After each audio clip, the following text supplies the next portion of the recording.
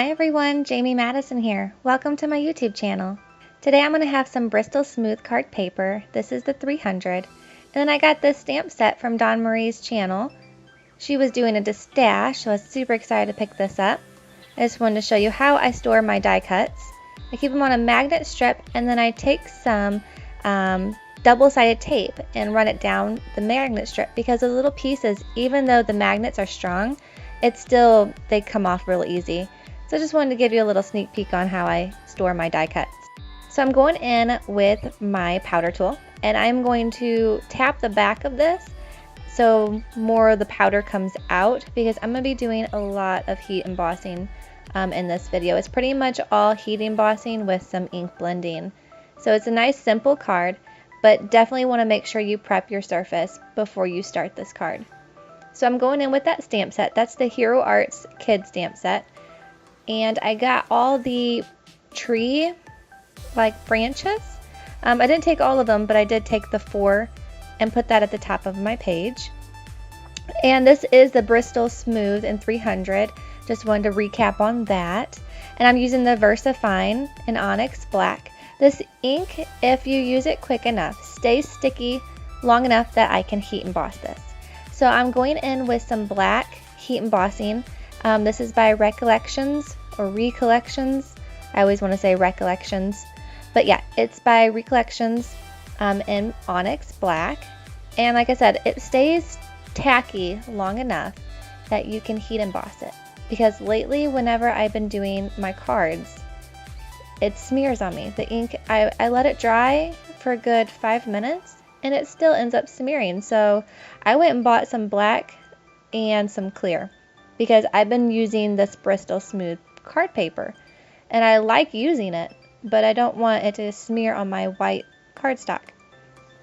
So now I'm going in with this little girl with her kite, and the way I'm going to set this up is I want to do the kite and the grass separately, and then I'm going to stamp the girl after that. So I'm just kind of positioning where I want my grass to be and where the girl's hand reaches for the kite string.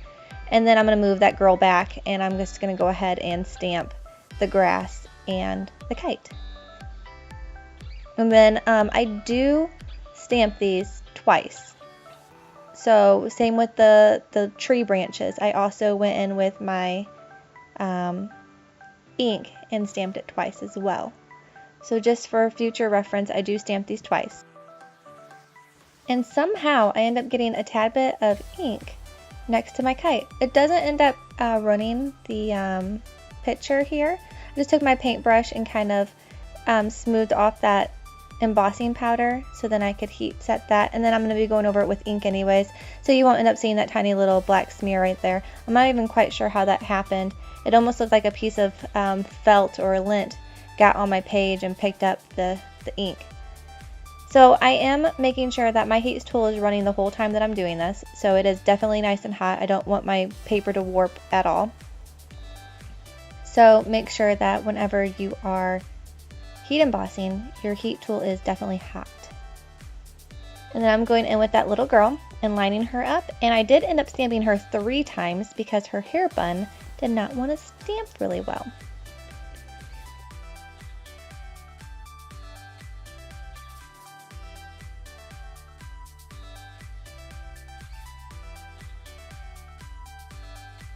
And I'm doing the same thing with her and just heat embossing her as well.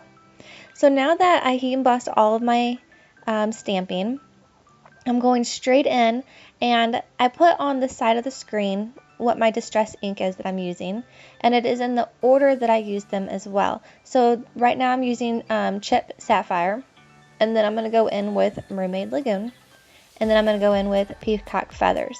Now the Peacock Feathers, I barely use any of that one. It's more of just transitioning.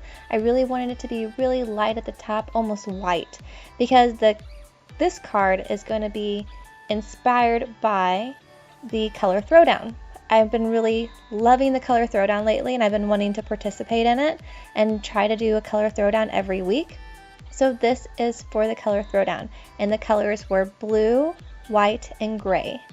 So I'm starting with my darkest blue, and then blending it up almost to the white at the top, And then my background for my card will be gray and white as well.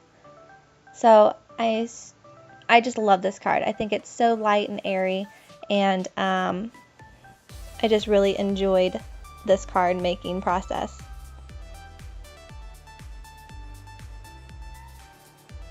I feel like when I look back at my card videos from when I first started, I can see how much further I have learned and came farther into making my cards now. I'm starting to feel more happy with the way they're coming out. When I first started, I was getting super frustrated because I had this idea in my head how I wanted it to look, and putting it on the paper was just not adding up for me. It just, something wasn't clicking. And now I'm starting to feel a little more confident that I can be like, yeah, this is my card that I made. And instead of like, yeah, I made this card, it's not the best, but I'm working, you know, because I do give it to my family. And I actually got a call from my grandma today because I sent her out that beautiful card that I was talking about when I was making. And she called me today to thank me. And she's like, I was really enjoyed that card, and it really just made my day. And that was a card that I was absolutely proud of. So I was glad that it did its job and made someone's day. So I feel like that's taken for granted these days. We don't send enough people cards. I mean, there's something magical when I was a kid about running out to my mailbox or getting a letter in the mail, or even when I get packages delivered. Like, hey, I don't know about you guys, but I am like a little kid on Christmas when Simon Says Stamp is on my doorstep. Like, I cannot wait. And I even tell my husband, don't open any of my packages. Like, that's like the best feeling in the world, is to open up my packages. Maybe I'm just crazy. So I'm going in with my double-sided foam tape. I did get a huge mama roll of this as well, but right now I'm just using these little pre-cut squares. So I put that on the back of my card, and I don't know the size of this card. I am so sorry. I just kind of cut it, kind of eyeballing how much I wanted on the borders. So I'm just using this gray cardstock. I got this at Michael's. It came in a huge pack. It was all kinds of different colors pre-cut already. So I just grabbed this little gray card. And this is my Nina in 110. I'm almost out of this, but I went and bought some more cardstock from Michael's. And I did a little haul video that I will be posting up in the next day. And I mean, it's just a small little haul, but I got some stuff from Simon Says Stamp and Michael's. So can't wait to play with all the new fun stuff. But I went ahead and removed the backing from my foam adhesive, and I'm just lining this up.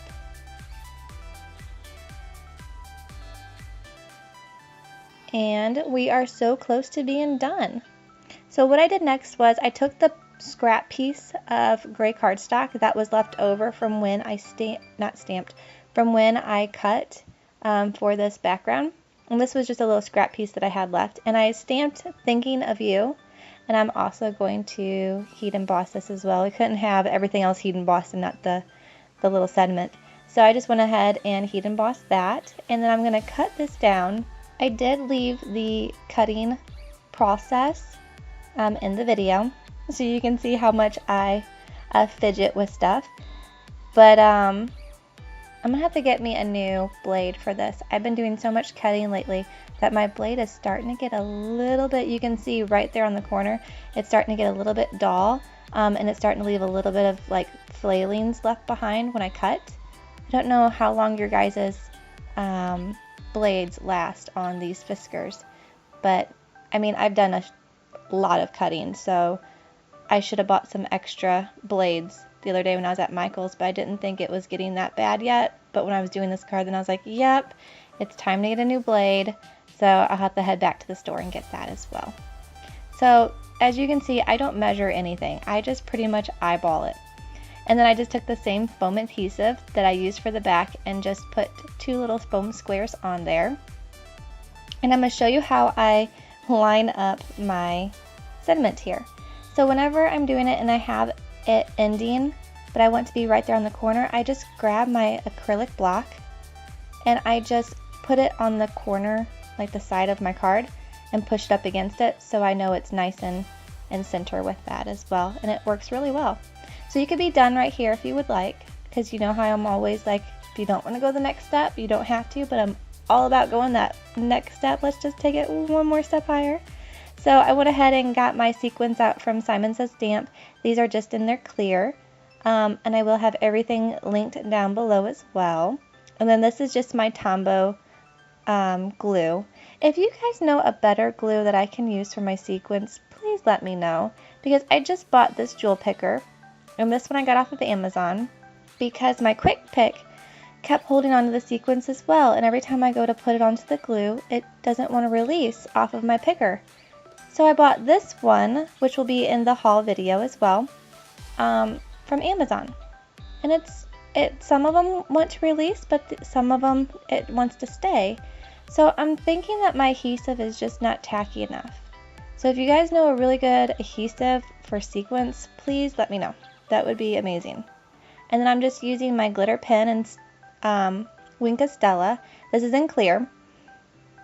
I think this is in clear, but it almost has like a silver shine to it. And I just went over all the gray areas. So I started right here on the corner. I was like, no, I don't want to take a chance on getting that on my white cardstock. So I just took some of my washi tape and just lined that up with my card so I could be as quickly and messy as I wanted and not have to worry about that getting on my white cardstock. So I just went ahead and went around all the borders, and then I made sure that to push my pen up underneath the card as well, so if you saw it from the side, it didn't look like the glitter like stopped. And then, question for you guys, does any of your guys' Wink Stella seem to like start coming undone? Or is it just mine? I'm always worried that I'm going to push on it and the twisty part is going to pop off. So every time I get it out, I have to retwist it back on. It's almost like it's not staying tight for some reason. Not quite sure. But anyways, so we got that card pretty much finished up here. I'm just going to remove my washi tape carefully. This is sped up. I don't go that fast. I'm like pulling it almost straight back, as you can see, against itself. I don't want to take a chance on doing all that work just to tear my card. And there we are. There is our card. Super cute. Thank you for hanging out with me today. I appreciate y'all. And come back and see me again. I'll see you later. Bye.